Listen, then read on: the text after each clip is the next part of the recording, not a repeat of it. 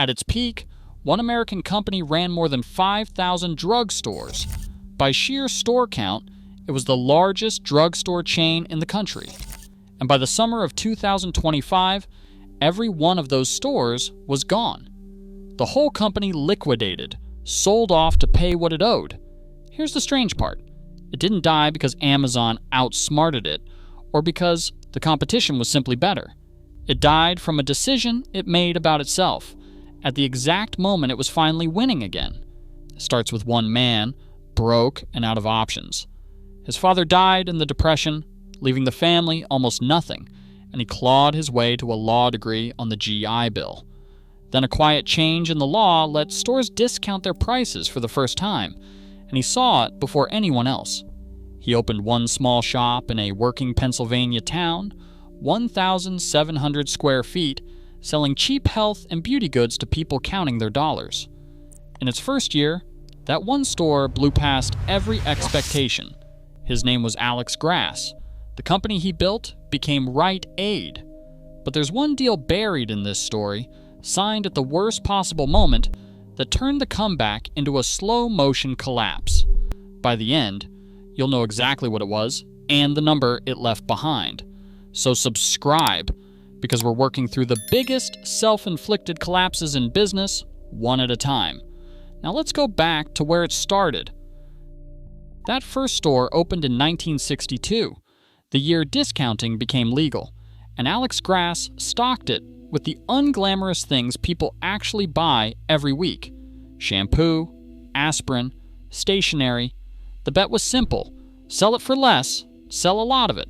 It worked immediately. By 1965, he had 21 stores. He put a pharmacy in the back of the 22nd, and it got a new name over the door: Rite Aid. By 1968, there were 50, and the company went public, hitting the New York Stock Exchange 2 years later. The climb was relentless.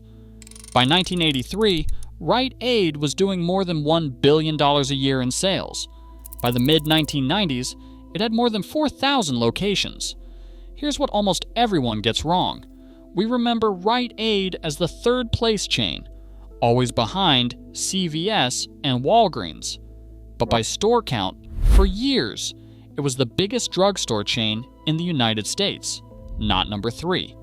Number 1, for millions of Americans, Rite Aid was simply where you went, where you picked up a prescription you couldn't afford, where the pharmacist knew your name. That everyday trust is what makes the rest of this story hurt, because the thing that made Rite Aid feel permanent is the same thing that made it careless. The most dangerous moment in any company's life isn't when it's losing. It's when it's winning so completely, it forgets how it won. In 1995, Alex Grass stepped down, and his son, Martin Grass, took control. What followed was not patient retailing, but an empire-building spree fueled by borrowed money. The company went from 1,600 stores to 3,800, and the debt went from under $1 billion to more than $4 billion. But the growth was a mirage. From 1997 through 1999, Rite Aid overstated its profits in every single quarter. When the truth came out, the company had to correct its books by $1.6 billion, the largest financial restatement ever recorded by a public company at the time. Regulators said Martin Grass had funneled deals that enriched himself at his shareholders' expense. The stock collapsed, and investors who had trusted a hometown name watched their savings evaporate. Martin Grass was forced out in 1999 and sentenced to 8 years in prison. 6 executives were convicted. He said in court, "I tried to do too much, too fast." By the mid-2000s, the books were clean and the company healthy again. Here's the second thing people get wrong. That famous fraud, the prison sentences, the record restatement, is the disaster everyone associates with Rite Aid's decline. But it is not what killed the company. Rite Aid survived it. The kill shot came later, entirely self-inflicted. The drugstore world was consolidating fast. Walgreens and CVS were getting enormous and pulling away, and Rite Aid, finally back on its feet, decided to get big immediately.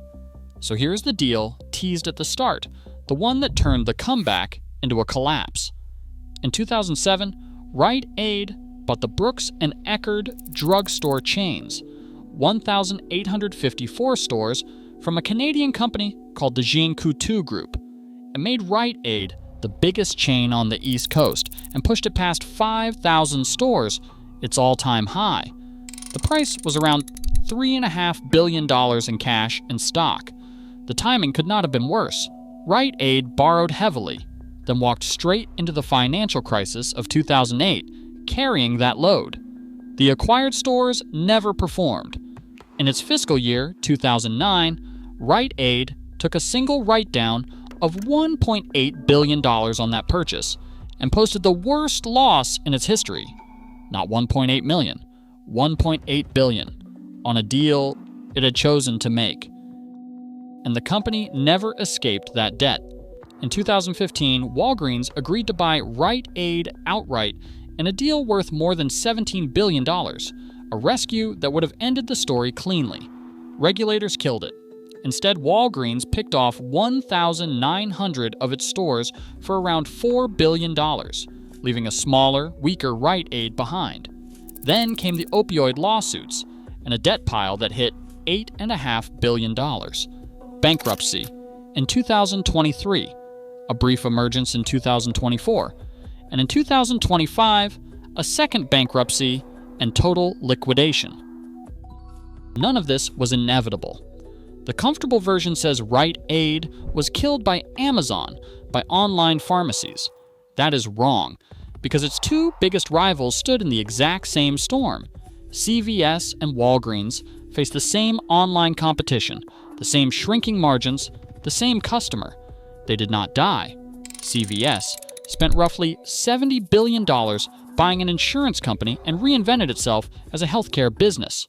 Walgreens scaled up and partnered its way forward. Rite Aid could not, and the reason is brutally simple.